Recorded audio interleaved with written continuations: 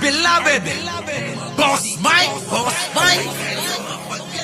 Cervera. Version naman ho ni paring Isko, eto. Teka ha, yan po yung mga eto, yung pinakita ko kanina. Yan yung... Nasa amin na, nasa amin na. Shoutout sa lahat ng Ayan mga kababayan, yung naghati-hatian na po sila sa pera. hindi yung pera giniskas. Nasa amin na, nasa amin na. Shoutout sa lahat ng kurakot, kinuha na ng ransom yung pera. Ayan, no? Tingnan nyo, oh. Grabe, no? Kapal ng pera. Hindi yung pera giniskas. Nasa amin na, nasa amin na. Nasa kanila na daw yung bayad, mga kababayan ko. So, yan ho yung mga kasakasama ho ni Boss Toyo. Oo. So, ano ang ibig sabihin yan mga kababayan? Talaga hong mga bayaran, etong mga ito. Bayaran ho mga kababayan. Alam nyo naman ang karakas din naman ni Boss Toyo kung nyo makikita, di ba? Yan, eto na. Ano naman ang version naman ni Isko? Pasok. Pakinggan nyo pakinggan nyo naman itong kay Isko. Mga kabataan po na naging violente po kagabi. Nakakulong na. Tukoy na po ba kung sino po positive kung may nakakulong na. nag-orchestrate po sa kanila or sila lang po nagkaya? Merong mga initial report, sketchy pa. May dating politiko, Filipino-Chinese, pander. Tapos may isang abogado, Nako. pander din. Kita nyo, ito naman daw ang nag-fund, mga kababayan, Isa hong dating politiko at isa ho ng isa hong abogado. Nako, grabe mga kababayan ko. Ito na. Pakinggan nyo. Mga kabataan po na naging violente po kagabi. Nakakulong na. Tukoy na po ba kung sino po positive kung may nag-orchestrate po sa kanila or sila lang po nagkaya? Tignan nyo, may nag-orchestrate ba o sila lang ang nag-organisa? Hindi ho naniniwala si Ka-Isko niyan, Merong mga initial report, sketchy pa. May dating politiko, Filipino-Chinese. Kita nyo, mga dating politiko at Filipino-Chinese at isang abogado. Pander. Pander. Tapos may isang abogado. Nako, isang abogado. Baka naman si Topacio yun. Sa tingin nyo mga kababayan ko, sino? Sino yung abogado? Si Topacio ba? O si Vic Rodriguez ba? Sino? Paki-comment naman mga kababayan ko. Pander din. Mga bata na yung magabi. Ay, nako. Grabe, no? Tingnan nyo. Iba-iba ho ng kanya-kanya ho sila ng pag-iimbestiga. Pero eto ho, tingnan nyo. Yan. Nako, yan mga kababayan ko. Lakihan natin. Yan. Lakihan natin. Eto ho, yung kaguluhang nangyari, Grabe. Nauwi sa gulo ang protesta sa Mendiola kahapon. Yan. Tignan nyo ho mga itsura mga kababayan, Hindi ho ba yan yung mga itsurang kasama ni Boss Toyo? Binato Nako ng mga po. kabataan ng mga pulis. Grabe, no?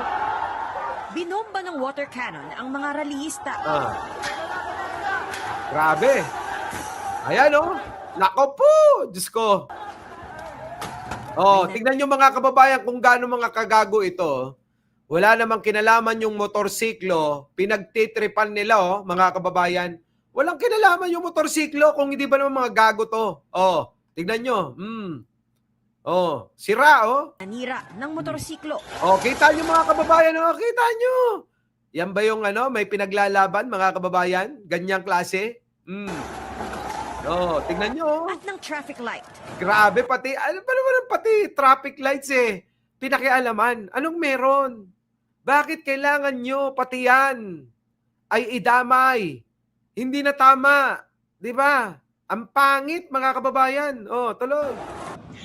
Mula sa Ayala Yan. Bridge kung saan nagkagulo rin sa pagitan ng mga rallyista at mga pulis, dumiretso sa Mendiola si DILG Secretary John Vic Remulla Nako, eto si John Vic.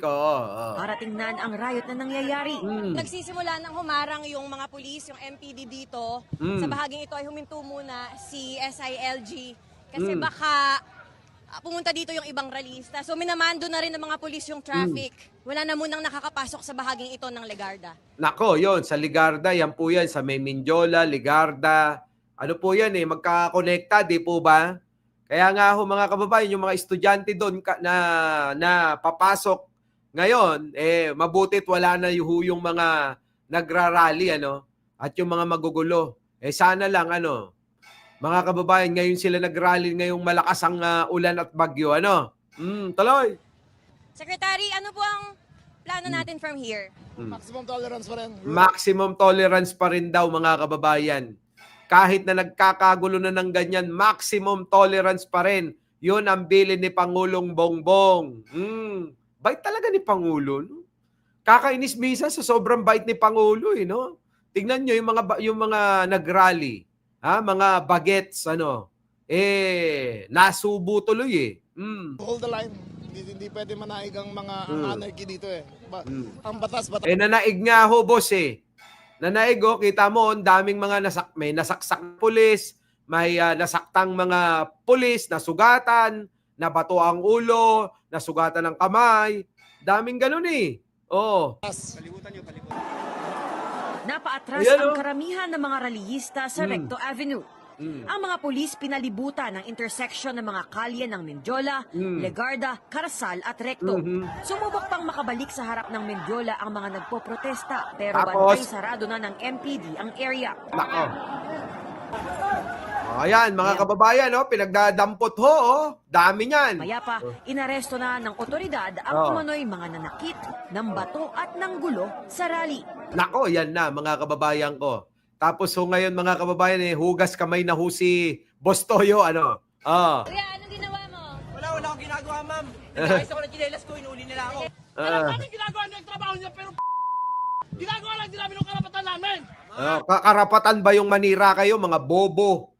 Alam nyo, mga kababayan, ang tatangan neto, mahihina talaga ulo, Oo. Pero yun ninyo, karapatan nga, yung manawagan, okay yun. Pero yung maninira kayo ng mga kagamitan na hindi naman inyo, hindi na tama yun. Tuloy. Anong mali doon na pinaglalaban namin yung karapatan namin, nilanakawan. Anong klaseng karapatan ba yung gusto nyo? Dapat kasi, tandaan nyo, hindi makukuha ng puwersahan lahat ng bagay na gusto nyo. Gawin nating maayos at magkakasama tayo, ganun. Pero kapag kaganyan ang gusto ninyo, riot dito, sira dito, di ba? Palo rito, bato rito, hindi kami sasama sa ganyan. Di mo ba? Malabo na makakasama nyo kami sa ganyang laban. Kung kinakailangan para lang Si Bading, galit na galit si Bading. tingnan tayo, paulit-ulit na tayong lumalaban. May nangyari ba? Guys, ganito. Wala daw nangyayari, mga kababayan. Tama naman. Kaya lang, kasalanan nyo rin naman yan kung bumoboto kayo lagi ng isang magnanakaw. Kayo rin naman ang may kasalanan Di po ba? Boto kayo ng boto ng mga magnanakaw kung ang binoboto nyo sana yung katulad ko, di sana hindi na nananakaw yung mga pera nyo. Di ba, mga kababayan? Wala, ang bobobo naman dahilan ayun na nga. Di ba? Yan, mga kababayan ko. Our beloved Boss Mike Severa